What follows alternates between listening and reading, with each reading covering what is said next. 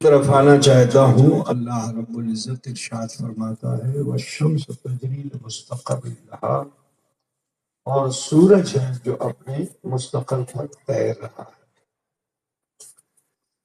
دیکھو آسمان میں جس طرح سے اللہ تعالیٰ نے انگنت ستاروں کو پیدا کیا، لیکن اللہ رب العزت نے سارے ستاروں کو چنا نہیں۔ ایسا نہیں کہ وہ ستارے روشنی والے نہیں ہیں، سب آلوکت ہیں، سب چمک رہے ہیں، لیکن اللہ تعالیٰ نے ان تمام ستاروں میں سے سورج کو چنا۔ معلوم کیا ہوا کہ ستارے بہت ہیں، سب اپنی جگہ پہ اہمیت کے حامل ہیں، لیکن جو جتنا زیادہ اوبیڈینٹ ہوتا ہے اور دیے ہوئے ورک کو پورا کرتا ہے، اسی کو انعام ملتا ہے۔ پتہ بوجھ رہے ہو نا؟ جو کاج جس کو دیا جائے وہ جب اسے پورا کرتا ہے تو اسے انعام ملتا ہے۔ تو ستارے 24 گھنٹے چمک رہے ہیں، لیکن وہ اپنی اپنی جگہ پہ ٹھہرے ہوئے ہیں، ایک جگہ روشنی دے رہے، ایک جگہ آلو دے رہے ہیں، آگے نہیں بڑھتے۔ مگر یہ سورج ہے کہ جو آسمان میں، اوئے چپ تھک، آسمان میں، آکاش میں ایک جگہ ٹھہرتا نہیں، اپنی روشنی بکھیرتا ہے، کبھی یہاں کبھی وہاں کبھی وہاں کبھی وہاں۔ اللہ تعالیٰ نے اس کا یہ کام دیکھا تو راضی ہو گیا، چن لیا۔ اور جب اللہ تعالیٰ کسی کو چنتا ہے، سلیکٹ کرتا ہے، تو اس کی ذمہ داریاں اور بڑھ جاتی ہیں۔ بہت آسانی سے سمجھ لو کہ اس کی ذمہ داریاں اور بڑھ جاتی ہیں۔ آسمان میں آلو دے رہا تھا، جب وہ فرما بردار ہو کر اللہ کے حکم کو مان کر اپنی روشنی کو بکھیر رہا تھا، تو اللہ تبارک و تعالیٰ نے اس کے اس عمل کو اتنا پسند کیا کہ اسے چن لیا۔ اور جب چنا تو کہا تیری ذمہ داری یہ ہے کہ اب تجھے صبح سے شام تک چکر کاٹتے ہی رہنا ہے۔ راستے میں بہت کٹھنائی آئے گی، رکاوٹیں آئیں گی، بڑے بریکرز آئیں گے، برج آئیں گے، لیکن ان برجوں سے گھبرانا نہیں ہے، وہ تمہارے روشنی کو، تمہاری آلو کو روکنے آئیں گے، لیکن تم گھبرانا نہیں۔ سوئی کے ناکے کے برابر بھی چھدر ہو تو وہاں سے نکلنے کی کوشش کرنا، میں تمہاری اس مشکل کو آسان کر دوں گا۔ ٹھیک ہے؟ تو سورج جو ہے دن بھر میں 12 برجوں سے گزرتا ہے، اور سورج کا گھنت تو بہت زیادہ ہے، اور جتنے نکھتروں ہیں سب اس سے چھوٹے ہیں۔ تو ایسے سمجھ لو کہ جیسے ہاتھی کو سوئی کے ناکے میں سے گھسایا جائے تو گھس پائے گا، لیکن یہ خدا کی قدرت ہے کہ اس سورج نے اللہ کے حکم کو مانا، ہر کشٹ کو سہا، ہر مشکل کو برداشت کیا، تو اللہ تعالیٰ نے اس کے لیے مشکل کو آسان کر دیا۔ اب 12 برجوں سے گزرتے گزرتے گزرتے گزرتے جتنا گزرا، روٹیٹ کیا، اللہ تعالیٰ نے اس کے پاور کو بڑھا دیا، اور جب پاور بڑھایا تو آسمان میں تھا، اللہ نے اسے زمین کا ناظم بنا دیا کہ اب تمہارے ذمہ سمپورن دھرتی ہے، تم آلو دیبین ترپورے گھاس اگبے، تمہیں آلو دیبین ترپورے چڑیا چہکبے، تمہیں آلو دیبین ترپورے پھول پھوٹبے، تمہیں آلو دیبین ترپورے دھان ہوئے، تمہیں آلو دیبین اٹھا ہوئے سمپورن دنیا کا کاج چلوے۔ ٹھیک ہے؟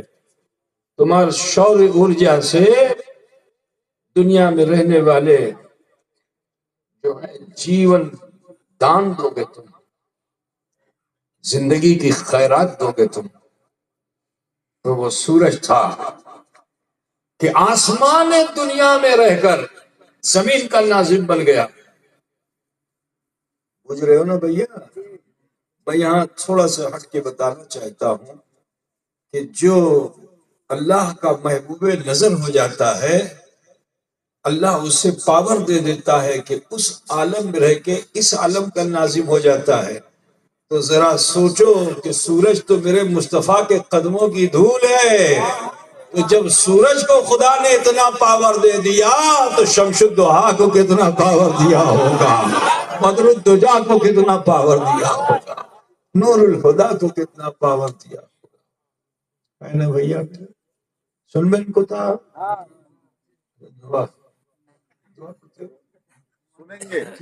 بولو تو سنیں گے. ہم کو جانا ہے اور کرنا ہے. جب اتفاق ہے کہ دریا پور میں ادھر کئی سالوں سے ایسا ہی ہو رہا ہے کہ آنا ہوتا ہے اور جلدی سے جانا ہوتا ہے.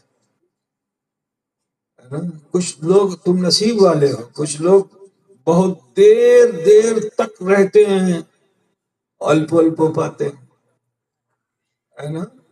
اور تم لوگ آئے اور گئے لیکن ڈھیر سب دے کے جاتے ہو. نا کم سمے میں زیادہ لے لیتے ہو تم لوگ. یہ بھالو بسا کا معاملہ ہے، محبت کا معاملہ ہے. اللہ تعالیٰ کی محبت سلامت رکھے. تو سنو، اللہ نے تو اس کو چنا تھا، پاور دے دیا، زمین کا ناظم بن گیا. لیکن اسی سماج میں ستاروں کی ایک اور مخلوق ہے، اس کا نام ہے چاند. چندرو چاند ہے. تو چاند کو اللہ تعالیٰ نے چنا نہیں، آسمان میں تھا. سارے ستارے تو اپنی جگہ پہ، لیکن اس چاند نے دیکھا کہ اس پر اللہ کا انعام ہے، اس پر اللہ کا انعام ہے سورج پر. تو جس پر اللہ کا انعام ہو اس کے پیچھے ہو جانا چاہیے، اس سے ہنسا نہیں کرنی چاہیے، اس سے بھالواسا کرنی چاہیے، اس سے محبت کرنی چاہیے. جکھنے سنیو جاوے شکنے آمی ہو جاؤ. سورج چاند نے طے کر لیا، جکھنے سنیو جاوے شکنے آمی ہو جاؤ. پیچھنے پیچھنے پیچھنے پیچھنے پیچھنے پیچھنے. ٹھیک ہے. اب چاند سورج کے پیچھے پیچھے بے نور ہے، نور والوں کے درمیان بھی بے نور تھا، کوئی آلو نہیں تھی اس کے اندر. دھرتی متن میں کوئی روشنی نہیں، لیکن صحبت کا اثر ہوتا ہے. ایک ہندی کا شاعر ہے، بولتا ہے لالی میرے لال کی جت دیکھو تت لال، اور لالی دیکھن میں گئی اور میں بھی ہو گئی لال. لالی دیکھن میں گئی اور میں بھی ہو گئی. عزیزو، یہ سورج دن بھر تو فائدہ دیتا رہا، گھاس کو فائدہ، گاچھ کو فائدہ، پھل کو فائدہ، مانوس کو فائدہ، کیڑے کو فائدہ، جو مخلوق زمین پہ ہے سب کو فائدہ دے رہا تھا. مگر زمین کے 3 حصے پہ پانی ہے. معلوم ہے نا تم لوگوں کو؟ اسکول میں پڑھا ہے کہ نہیں پڑھا ہے؟ دھرتی کے 3 حصے پہ پانی ہے. تو سورج کی روشنی تو پانی کے پاس بھی پہنچی نا. اب جب سوریوں کی آلو پانی کے پاس پہنچی تو پانی گرم ہو گیا، پانی کشتوں میں آ گیا، پانی کا جتنا جوش تھا ٹھنڈا ہو گیا.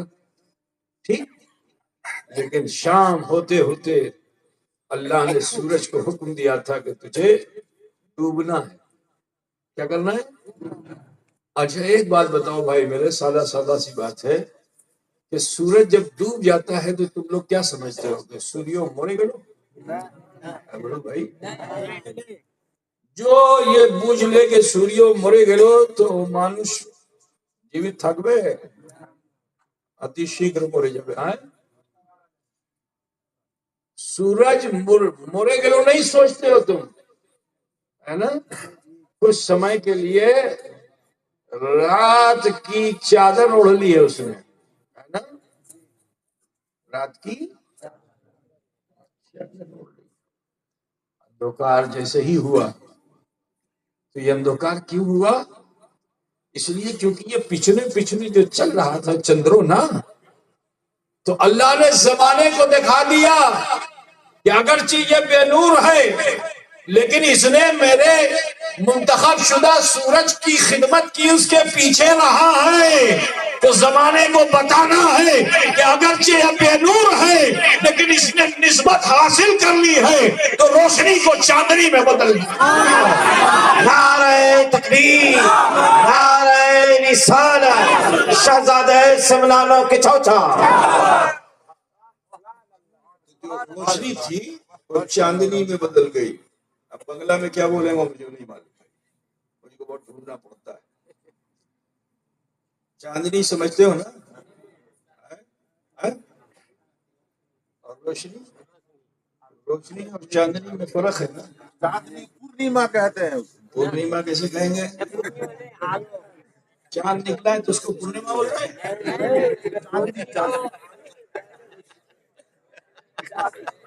پورنیما کہتے ہیں 14ویں کے چاند کو، 14 تاریخ کا چاند ہوتا ہے اس کو پورنیما بولتے ہیں.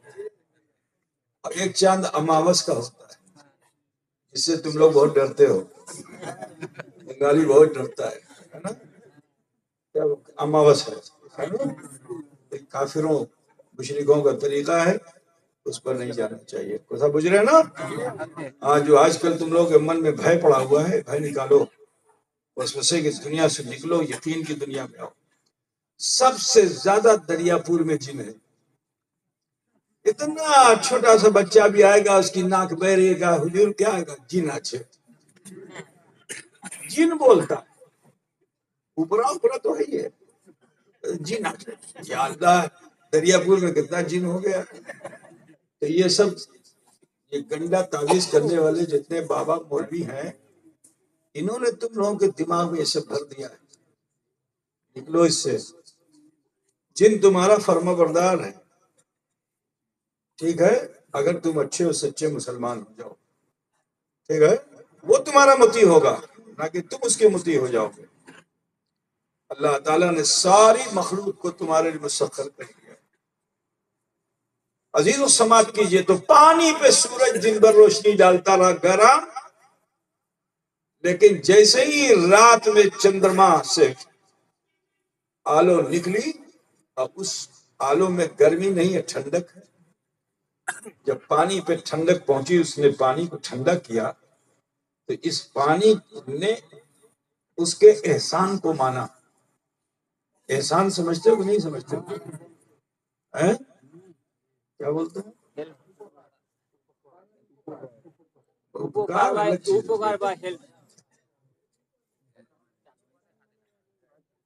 اب بوجھ گیا نا. اب سب ہم بجھائیں گے تو بہت مشکل ہو جائے گا.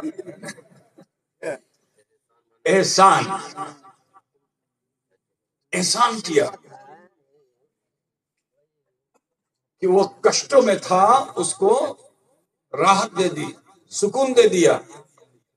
تو جب راحت دی تو پانی تو بہت پتلا ہے نا، پتلا، لیکن دیکھو اس کو بھی جوش پیدا ہو گیا کہ اس نے میرے اوپر احسان کیا ہے، دیا کی ہے، تو اس دیالو مخلوق سے مجھے ملنا ہے.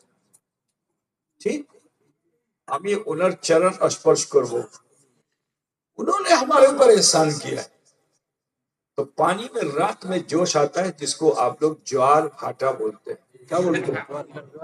جوار بھاٹا. پانی اوپر اٹھتا ہے، نیچے آتا ہے، اوپر اٹھتا ہے. تو جہاں روٹیشن ہوتا ہے، گھرشن ہوتا ہے، وہاں پاور ہوتا ہے. ٹھیک ہے نا؟ تو پانی جب اوپر نیچے اوپر نیچے اوپر نیچے ہونے لگا تو پتلا تھا اور پتلا ہو گیا، لطیف تھا اور لطیف ہو گیا. اتنا لطیف ہو گیا کہ گیس بن گیا، گیس. تو زمین کی جو گریویٹی تھی وہ اس پانی کو اپنی طرف کھینچ نہیں سکی، جو گیس بن چکا تھا. وہ اٹھ کر کے اوپر گیا، بول گیا کہ امی چندروں سے امی ساکھات کرو، انور احسان اچھے انر دیا اچھے ابھی انر کاچھ جابو. لیکن سنو، جو عاشق ہوتا ہے اس کو ملنے سے روک دیا جاتا ہے. کبھی کبھی پیر صاحب کے پاس بھی کچھ خادم لوگ عاشق کو پیر صاحب تک پہنچنے نہیں دیتے ہیں، کہتے ہیں بس ہم اس کا تو ناراض مت تو بس سمجھ لو کہ تم بہت بڑے عاشق ہو. جب تم کو کوئی روکے تو سمجھ جاؤ کہ میرا عشق سلامت ہے. بھالوباسا عاشق کو روکا جاتا ہے، جو چاہنے والا ہوگا اس کو اصول سمجھ گئے نا. تو خادم صاحب لڑائی مت کرنا، ٹھیک؟ پتا بجھ گیا کہ نہیں بجھ گیا؟ ہمارے وہاں تو دروازہ بند ہوتا نہیں، کھلے رہتا ہے. اللہ کا شکر ہے، یہ پابندیاں نہیں ہیں، لیکن کبھی کبھی بھیڑ بہت ہوتی ہے تو کوئی خادم صاحب کھڑے ہو جاتے ہیں، اپنی مرضی سے کھڑے ہو جاتے ہیں. پیر صاحب تھوڑی کہتے ہیں کہ تم کھڑے ہو، کیونکہ وہ دیکھتے ہیں پیر صاحب کو کشٹ ہو رہا ہے تو خادم بن جاتے ہیں اور اس کو کنارے لگا دیتے ہیں. ہم جاؤ رک جاؤ. اب اگر تم راگ ہو گئے تو محبت نہیں، لیکن انتظار کر لیا تم نے کہ ٹھیک ہے تھوڑی دیر ہم ویٹ کریں گے، تو اجائے بھالوباسا اجائے، کیونکہ تم نے اپنے نفس پہ جبر کیا. پتا بجھ گیا نا. لیکن سنو، جس کو چاہا جاتا ہے وہ زیادہ دیر انتظار کرنے بھی نہیں دیتا، لائن لگا کر کے زیادہ دیر انتظار نہیں کرنے دیتا ہے.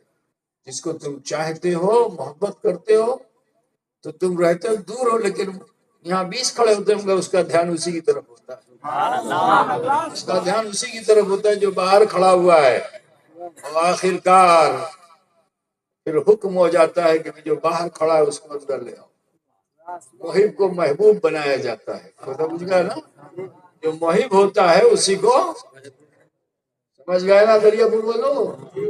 محب کو ہی محبوب بنایا جاتا ہے، چاہنے والے کو ہی چاہا جاتا ہے. اب سنو، چاند کی چاندنی کے اثر سے پانی ٹھنڈا ہوا، اس میں مد و جزر آیا، گیس بن کے اوپر اٹھا مگر روکا گیا. تھم، تیرے لیے یہی سدرا ہے، سدرا سے آگے جا نہیں سکتے جبریل، تو کہاں سے جائے گا؟ خیر تیرے لیے یہی سدرا ہے.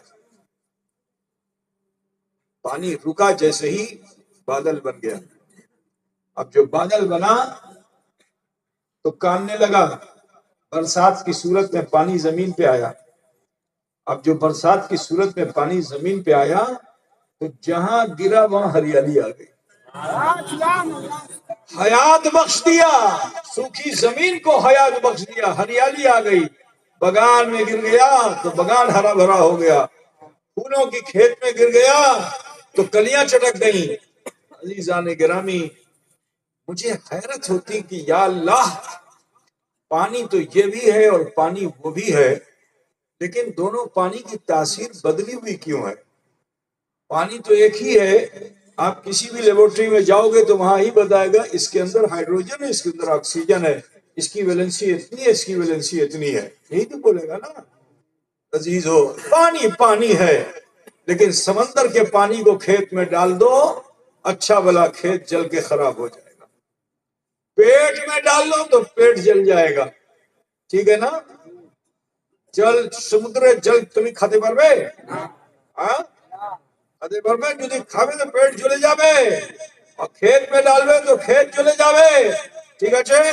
لیکن اسی سمندر سے نکل کر کے یہ پانی اگر آسمان کی طرف چلا جائے، نور والوں کی طرف چلا جائے تو تاثیر بدل جاتی ہے.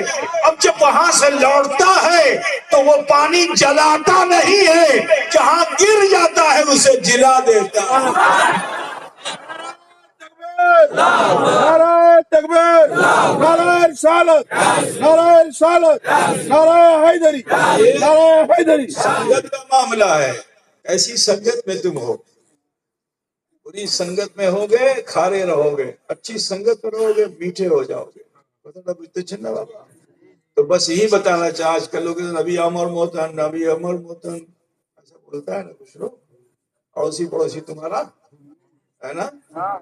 ارے میاں، جب دو پانی ایک جیسے نہیں ہو سکتے تو بتاؤ مصطفیٰ لاسانی ہم جیسے کیسے ہو سکتے ہیں؟ ہے نا. اچھا سنو، یہاں ایک بات اور بھی بتا دوں کہ حضور صلی اللہ علیہ وسلم نے بھی اس دنیا سے پردہ فرمایا، رخصت ہوئے. ٹھیک؟ کیوں؟ تو لازمی ہے، آنا ہے. تو حضور نے پردہ کیوں فرمایا؟ اس کی وجہ ہے کیونکہ ان کے بھی پیچھے پیچھے چلنے والے ابو بکر چلے، عمر چلے، عثمان چلے، علی چلے، طلحہ چلے، زبیر چلے، خبیب چلے. یہ چلنے کا سلسلہ تھما نہیں، آج بھی چل رہا ہے نا. تو نبی نے آرام اس لیے قبر میں کیا تاکہ کوئی زمانہ ابو بکر کو صرف ابو بکر نہ سمجھے، بلکہ میرے بعد ابو بکر صدیق اکبر بن کر چمکے. عمر عدالت عمر عدل و انصاف کے ذریعے چمکے، عثمان اپنی سخاوت کے ساتھ چمکے، علی اپنی شجاعت کے ساتھ چمکے، حسن و حسین اپنی شہادت کے ساتھ چمکے، غوث و خواجہ و اشرف الاولیاء اپنی ولایت کے ساتھ. اسی لیے بریلی کا امام پکار کے کہتا ہے کہ چمک تجھ سے پاتے ہیں سب پانے والے، میرا دل بھی چمکا دے. چمکا বুঝলেন কথা শুনবেন কিছু বন্ধ করিয়ে দেয় বেশি সময় হলো বাবা, কি বলবো, দোয়া করবো? হ্যাঁ, دعا مت کیجیے. سب آگے مجھ سے کہتے ہیں دعا کیجیے، آج یہ کریں گے دعا.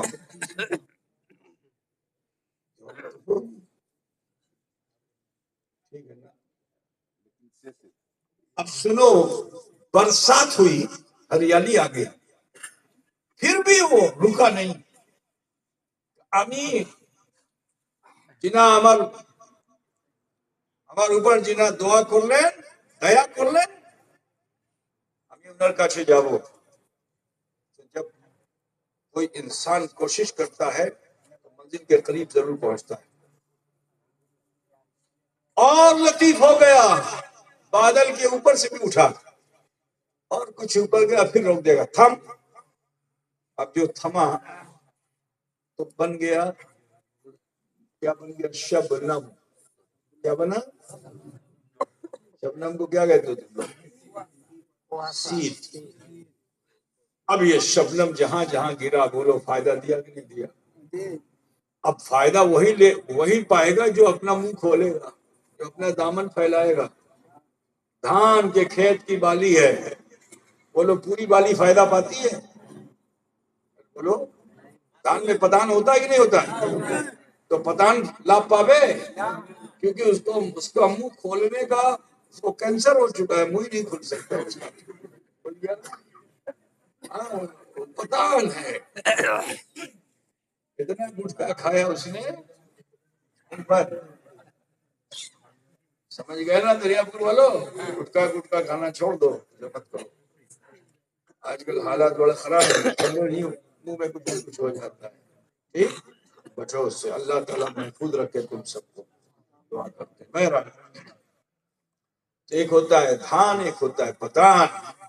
اب یہ شبنم کی بوند اگر دھان پہ گرے، جو منہ کھول لے وہ لابھ پا جائے، اور جو نہ کھولے تو وہ دھان نہیں ہو سکتا. وہ کیا ہوگا؟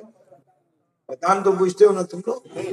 ہاں، یہی شبنم کا بوند بانس میں گرتا ہے. اب جو بانس اپنا منہ کھول لے، جانتے ہو اس بانس کے اندر جب وہ شبنم کا قطرہ جاتا ہے تو بانس بڑا قیمتی ہو جاتا ہے. جب اسے پھاڑا جاتا ہے تو وہاں سے بنس لوچن نکلتا ہے. اب یہ تم لوگ نہیں جانو گے، کسی حکیم وید سے پوچھو تو بتائے گا بنس لوچن کی اہمیت. بہت سی بیماریوں میں کام آتا ہے. ٹھیک ہے نا. یہی شبنم کا قطرہ میدان میں گرتا ہے تو وہاں وہ گورو، جو جورو سے زیادہ جس کو تم لوگ چاہتے ہو، وہ گورو، اس کو بھالوباسا ہو گئی اس قطرے سے. اس نے اپنا منہ کھولا تو سیدھا پیٹ میں. تو جو لوگ ذبیحہ کرنا جانتے ہیں تو قصائی جو ہوتے ہیں ان کو معلوم ہے کہ اس پانی کی اہمیت کیا ہے. جیسے ہی ذبح کرتے ہیں خون ٹھنڈا ہونے سے پہلے ہی اس کے پیٹ میں ہاتھ ڈالتے ہیں، اور ہاتھ ڈال کر کے وہ جو معدے کے پاس یہاں جو ہوتا ہے نا، معدے کو کیا کہتے ہیں؟ گال بلیڈر ہوتا ہے نا انگریزی میں، پتو اسی پتوں کے پاس وہ جمع رہتا ہے پیلا پیلا، اس کو کیا کہتے ہیں؟ گائے لوچن. اگر فوراً نکال لیا تو مل جائے گا، اور خون جہاں ٹھنڈا ہوا وہ گل جائے گا، پھر نہیں ملے گا. تو وہ جانکار آدمی اس کو نکال لیتا ہے، بڑی قیمت اس کی، بہت سی بیماریوں میں وہ بھی کام آتا ہے. یہی قطرہ اگر ہاتھی کے سوڑ سے نکل کر پیشانی میں پہنچ جائے تو گج متا بنتا ہے جو یورینیم کی قیمت سے بکتا ہے. ہیرے جواہرات تو اپنی جگہ، یورینیم سے بھی زیادہ مہنگا بکتا ہے گج متا. لیکن وہی شبنم کا قطرہ سمندر میں بھی جا کے گرتا ہے. اب جب سمندر میں جا کے گرتا ہے تو وہاں اللہ کی ایک مخلوق ہے جس کو سیتو بولتے ہیں تمہاری بھاشا میں. کیا بولتے ہیں؟ سیتو. سیتو تمہارے وہاں نہیں بولتے، اور جو بولتے ہیں بنگلہ میں سیتو.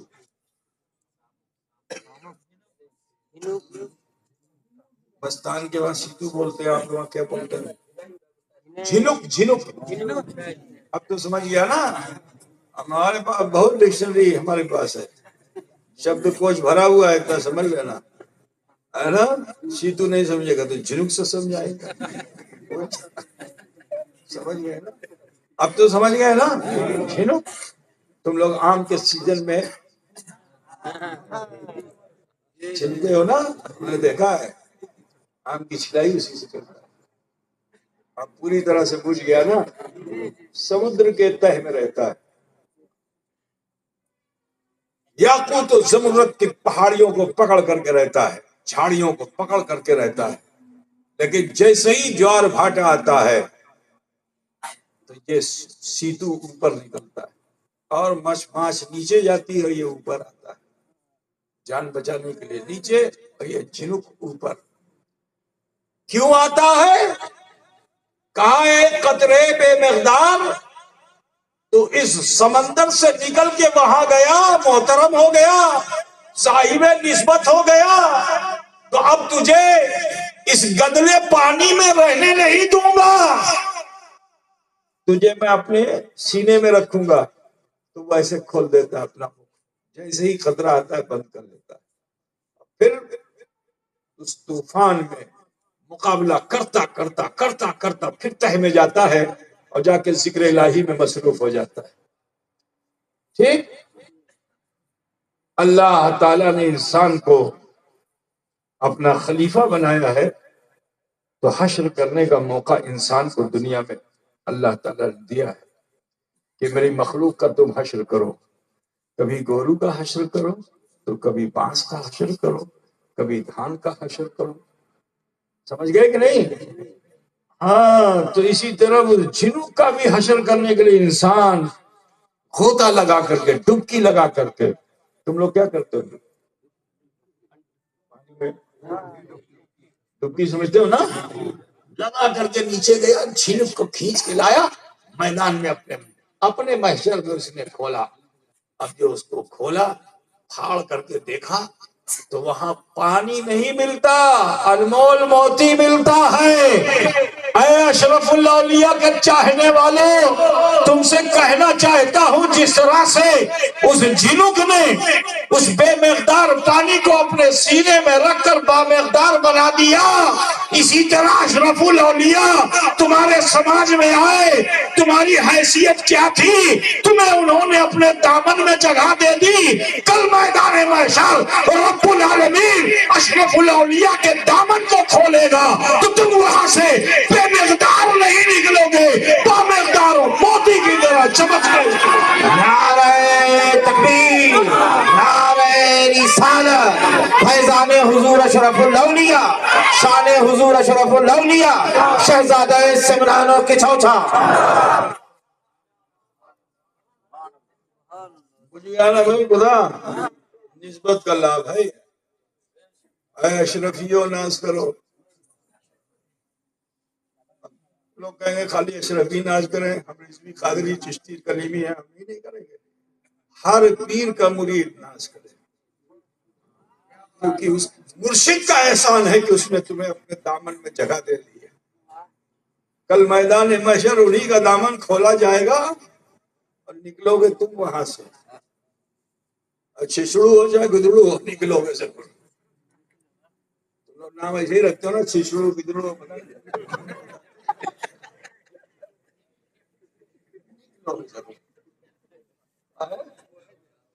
اب وہ میں نہیں کہہ سکتا، سمجھ رہے ہیں نا؟ بس بات کو ختم کرنا ہے، بتانا یہ ہے جس طرح آسمان دنیا میں اللہ تعالیٰ نے سورج کو چنا، ٹھیک ہے، اور اس کو حکم کے عمل میں لگا دیا، 12 منزلوں سے اس کو گزرنا ہے، اسی طرح اس زمین پر رہنے والی مخلوق میں سے اللہ تعالیٰ نے انسان کو چنا، مانوش کو چنا، ٹھیک، اور مانوش میں سے مومن کو چنا۔ کسے چنا؟ جس نے کلمہ لا الہ الا اللہ محمد رسول اللہ پڑھی۔ تو قرآن پاک میں اللہ تعالیٰ ارشاد فرماتا ہے کنتم خیر امت اخرجت للناس تأمرون بالمعروف وتنہون عن المنکر، کہ تم بہترین امت ہو، تمہیں انسانوں کے درمیان سے چنا گیا۔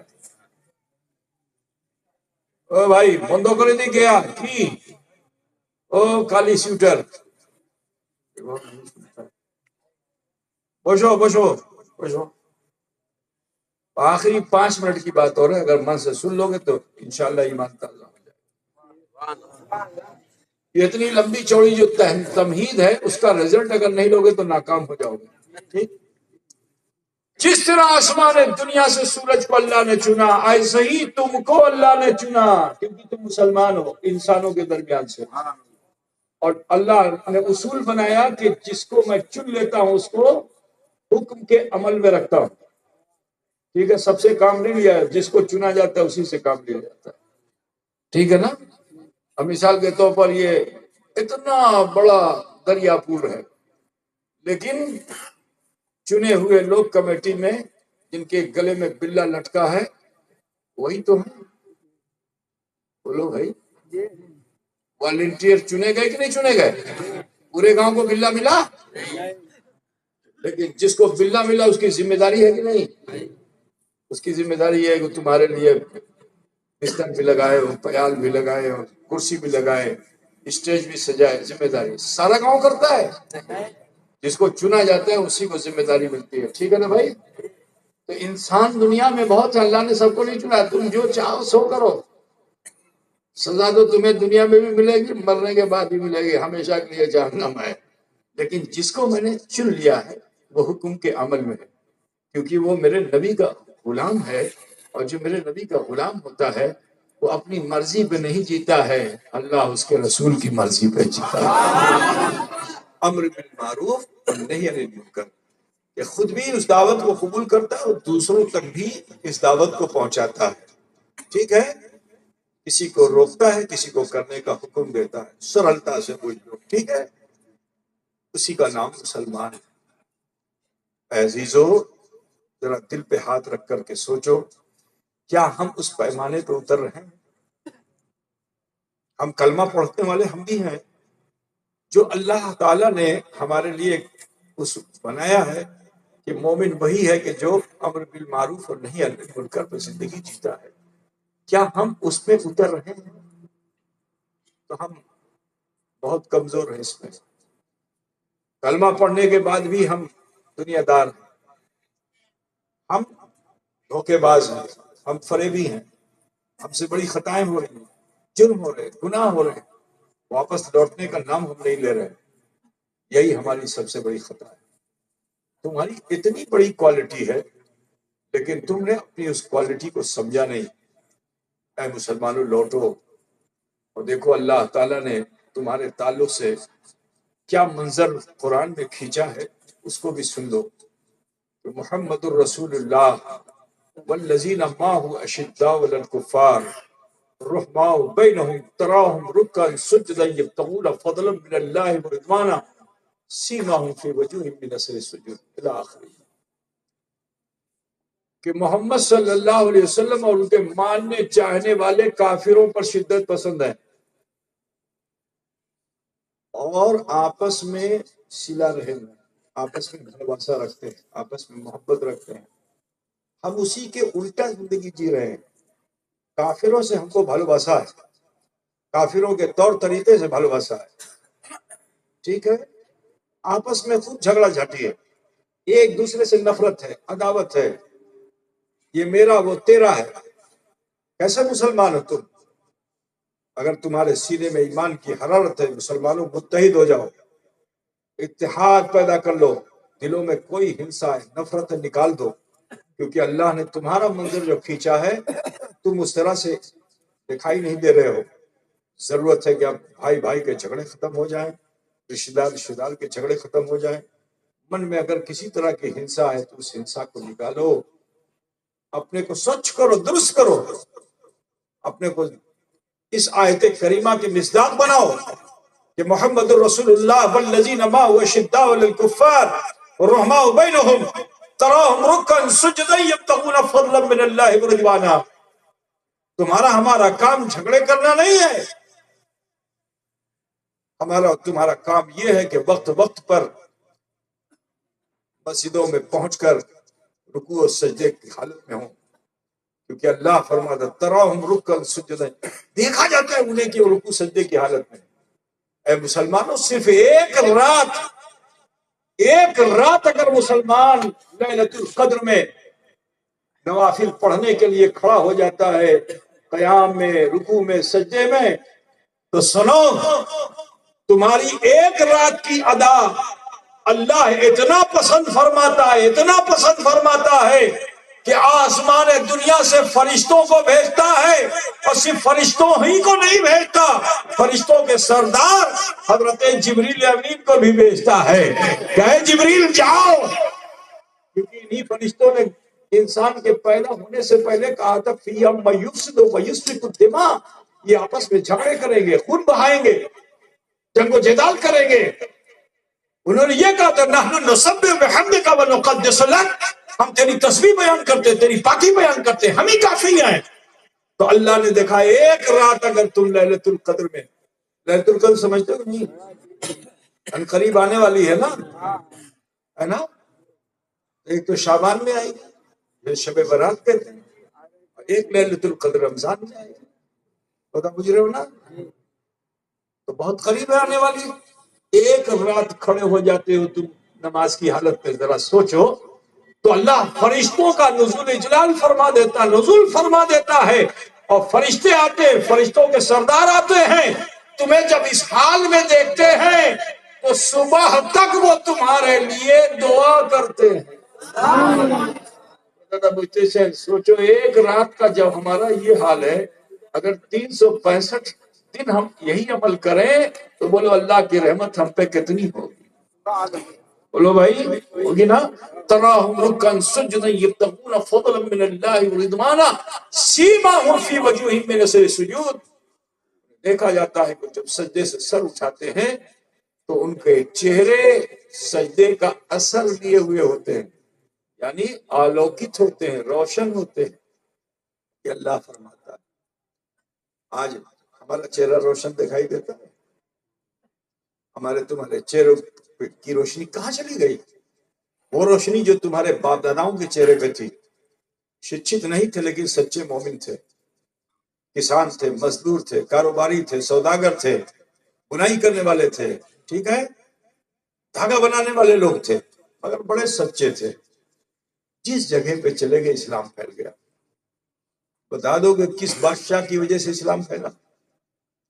کسی راجا کی وجہ سے اسلام نہیں پھیلا، روشن چہرے والوں کی وجہ سے اسلام پھیلا. خواجہ اور خواجہ کے مریدوں سے اسلام پھیلا، اخی سراج اور اخی سراج کے مریدوں سے اسلام پھیلا، علاء الحق کے مریدوں سے اسلام پھیلا، ہتھیار سے نہیں پھیلا، کردار و عمل سے پھیلا۔ سبحان اللہ۔ ٹھیک ہے نا بھائی؟ تو ضرورت اس چیز کی ہے کہ ہم اپنی اصلاح کریں، اپنے کو درست کریں۔ اور ایک بات میں بتا دوں، آخری بات، سورج کی مجال ہی نہیں ہے کہ وہ نکل سکے جب تک کہ مومن سجدہ نہ کر لے۔ اب دریا پور والا کہے گا کہ حضرت نے بہت صحیح بتا دیا ہے، اتنا لمبا سجدہ کریں گے کہ سورج ہی نہ نکلے۔ تو ایک بات بتاؤ آپ لوگ کہ نماز کو آپ اپنی مرضی سے پڑھتے ہو کہ اللہ کی مرضی سے پڑھتے ہو؟ سمے میں پڑھتے ہو کہ بے سمے پڑھتے ہو؟ نماز کو تو سمے میں پڑھنا ہے نا۔ فجر کا جتنا سمے اتنی دیر پڑھو گے، ظہر کا جتنا سمے اتنی دیر، عصر کا جتنا سمے اتنی دیر، مغرب کا جتنا سمے اتنی دیر، عشاء کا جتنا سمے اتنی دیر۔ ٹھیک؟ کیونکہ اللہ تعالیٰ نے نماز کا وقت متعین کر دیا ہے۔ ان الصلاۃ کانت علی المؤمنین کتابا موقوتا، کہ ہر مسجد میں یہ آیت لکھی ہوئی ہے کہ بے شک نماز کو اللہ تعالیٰ نے وقت مقررہ میں فرضیت کا مقام دے دیا ہے۔ تو فرضیت وقت مقررہ میں ہے۔ ٹھیک ہے بھائی؟ سمجھ گئے نا؟ اب کوئی یہ کہ ابھی سجدہ سے سر ابھی اٹھاو نا،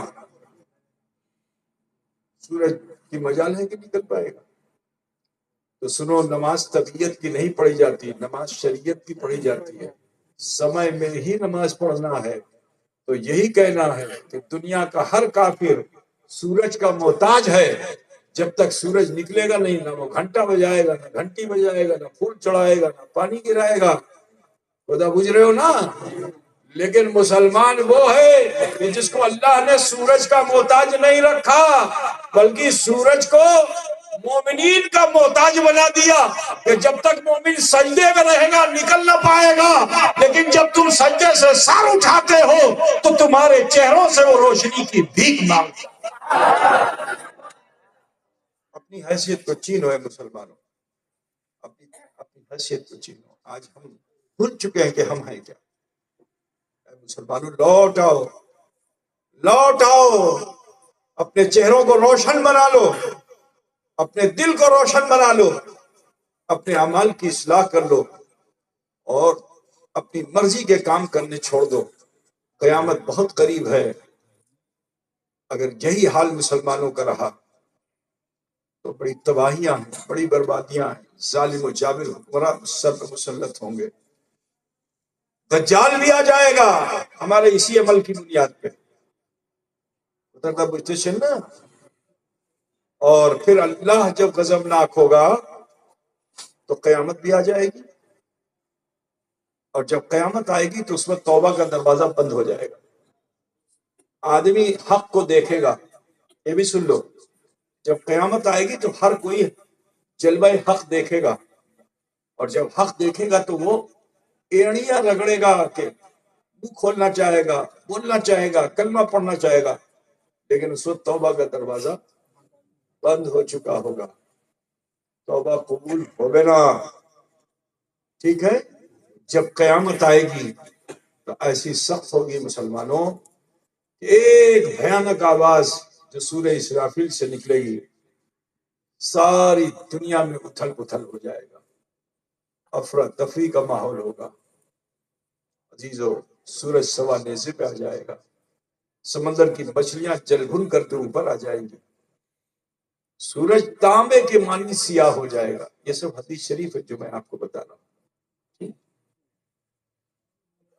ماں اپنے ننھے اور چھوٹے سے بچے کو جو دودھ پلا رہی ہوگی، اس چھوٹے سے ننھے سے بچے کو بھی اٹھا کے بے دردی کے ساتھ پھینکے گی کہ میں بچ جاؤں، مگر وہ بھی نہیں بچے گی۔ عزیزان گرامی، خیال کیجئے قیامت کتنی سخت ہوگی۔ انسان اپنے عمل کے پسینے میں آ جائے گا۔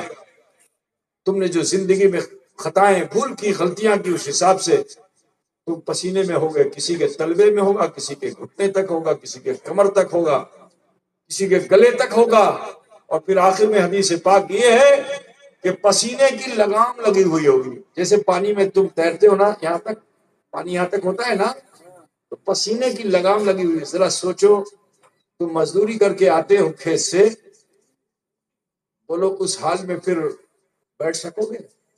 تمہیں خود اپنے بدن کا پسینہ بہت برا لگتا ہے. من چاہتا ہے جلدی سے کوئی تالاب مل جائے کود جائیں، کوئی نل مل جائے بیٹھ جائیں، جلدی سے نہا لیں. تو یہ بدبو جو پسینے کی یہ کچھ نہیں ہے. قیامت کے دن جو پسینے کی بدبو ہوگی وہ بڑی بھیانک ہے. تو آپ سب سے کہنا ہے کہ قیامت کے جو آثار بتائے گئے، قیامت جب نمودار ہوگی تو جو جو چیزیں ہیں کہ وہ رسول پاک نے بتا دی. پھر بھی یہ مسلمان ڈرتا نہیں. اے مسلمانوں لوٹ آؤ، اس سے پہلے کہ قیامت آئے ہمیں تمہیں چاہیے کہ ہم توبہ کر لیں. میرے نبی نے فرمایا توبوا قبل ان تموتوا، توبہ کر لو اس سے پہلے کہ موت آ جائے. الحمدللہ ابھی ہم حیات سے زندہ ہیں، ہمارے احساس بیدار ہیں. ہمیں لوٹ آنا چاہیے، شریعت مصطفیٰ کا پاسدار ہو جانا چاہیے، اللہ کا خوف رکھنا چاہیے. عزیزو، جیسے ہی تم توبہ کرتے ہو اپنے گناہوں خطا سے، اللہ اتنا رحمان و رحیم ہے اپنے بندوں پر کہ اس کے گناہ و خطا کو رہنے نہیں دیتا. ایسے جھڑ جاتے ہیں گناہ جیسے سوکھے بیر کے پتے جھڑتے ہیں، اس طرح سے ہمارے تمہارے گناہ چھڑ جاتے ہیں جب ہم توبہ کرتے ہیں.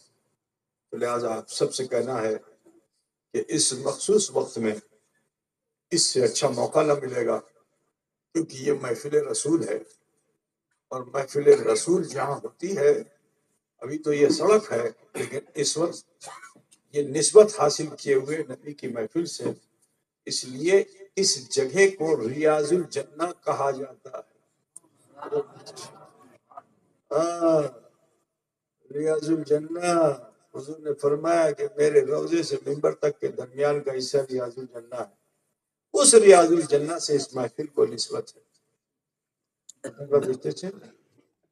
اب ضرورت اس چیز کی ہے کہ ہم اور آپ مل کر کے اپنے گناہوں خطا سے معافی مانگیں، ڈرے اپنے رب سے، اور شریعت کا پالن کرنے کا عہد کر لیں اور شریعت پر گامزن ہو جائیں، تاکہ پھر یہ مصیبتیں، یہ بلائیں، یہ پریشانیاں، یہ آفتیں جو آج مسلمانوں پہ آ رہی ہیں پوری دنیا میں، ہم اگر توبہ کر لیں گے، استغفار کر لیں گے، اللہ سے معافی مانگ کر کے، اور سٹیک پتھ پہ ہم چل پڑیں گے، انشاءاللہ تعالی اللہ کی رحمت ہمارے ساتھ ہو جائے گی، ہماری یہ مشکل حل ہو جائے گی، اور آسانیوں کی زندگی اللہ ہمیں عطا فرما دے گا. تو لہٰذا اگر آپ کا احساس بیدار ہو گیا ہے تو اپنے ہاتھوں کو نابی پہ باندھیے، ماں بہن بیٹیاں سینے پہ باندھیں، دو زانو بیٹھ جائیے جیسے نماز میں بیٹھتے ہیں، اور چوک بند کر لیجئے. دھیان دیجئے کہ ہم کی بھول کرلم যদি কিছু ভুল ত্রুটি সেটা আল্লাহর কাছে পেশ করে দেন.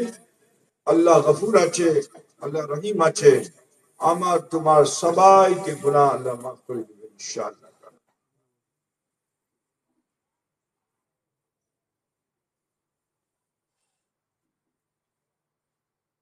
اور یہ جیسے میں کرتا ہوں، بسم اللہ الرحمن الرحیم، لا الہ الا اللہ محمد رسول اللہ.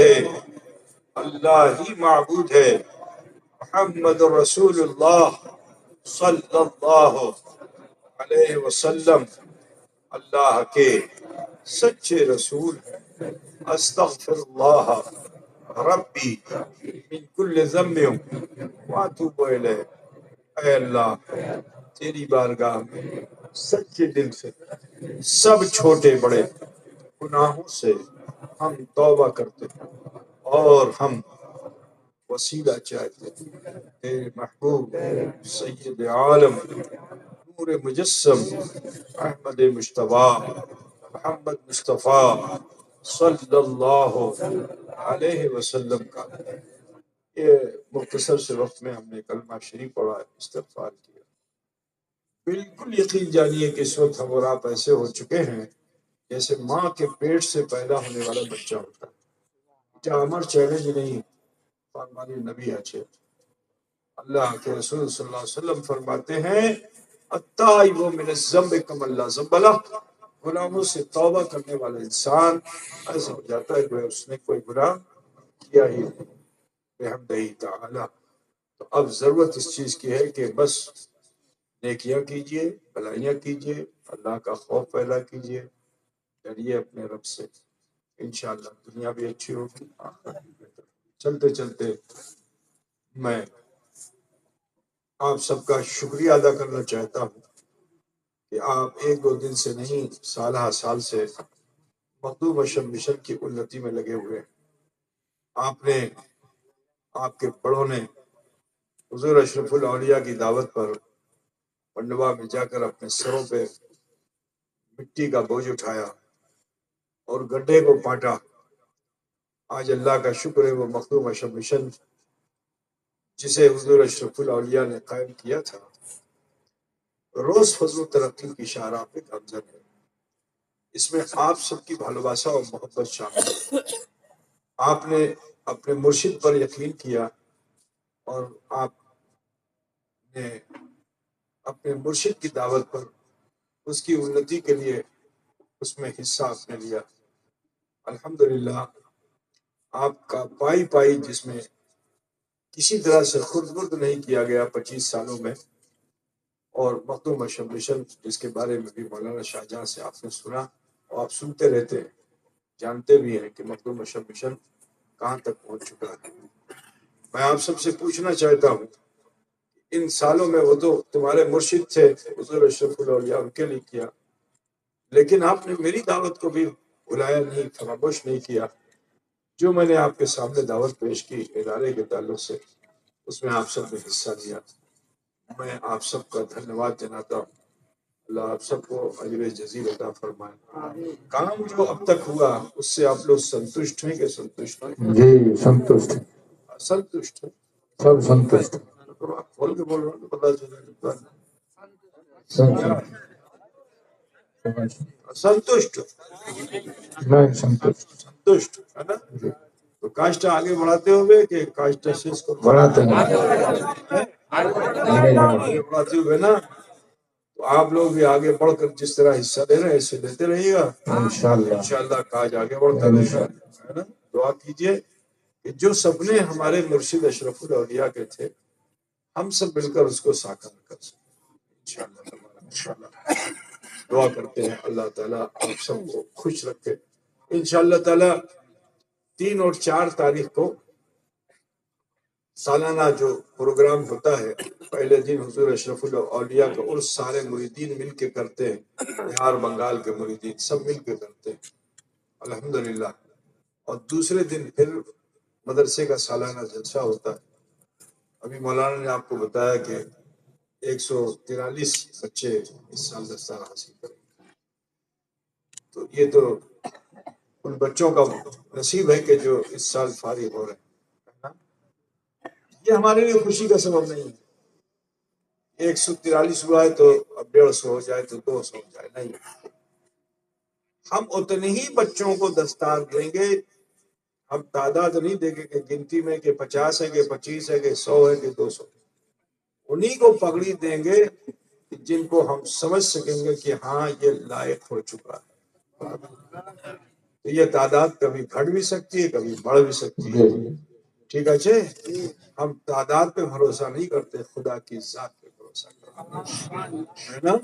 یہ 143 ہے، 200 250 بھی ہو سکتا ہے، اللہ کرے ایسے ہی ہو، گھٹے نہ، ہمیشہ بڑھتے ہی رہے، اچھی تمنا کرنی چاہیے، ہے نا؟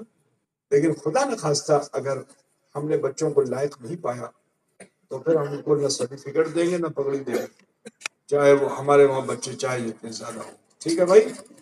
یہ ٹھیک رہے گا کہ نہیں ٹھیک رہے گا؟ جی ٹھیک، پگڑی خالی ٹھیک رہے گی؟ نہیں ہم پگڑی سے نہیں خوش ہیں، ہم چاہتے ہیں کہ علم سے خوشی ہو، علم پڑھے، علم ترقی کرے، صحیح، عمل کی دنیا میں آئے بچے، تاکہ اہل سنت والجماعت کو انتی حاصل ہو۔ ہمارا کسی سے مقابلہ نہیں ہے، ہمارے سارے اہل سنت والجماعت کے ادارے جہاں ایک بچہ فارغ ہوتا ہے، یا ہمارے وہاں 143 بچے فارغ ہو رہے ہیں، ہم اس ایک بچے کو بھی اسی جماعت میں جوڑ کر رکھتے ہیں۔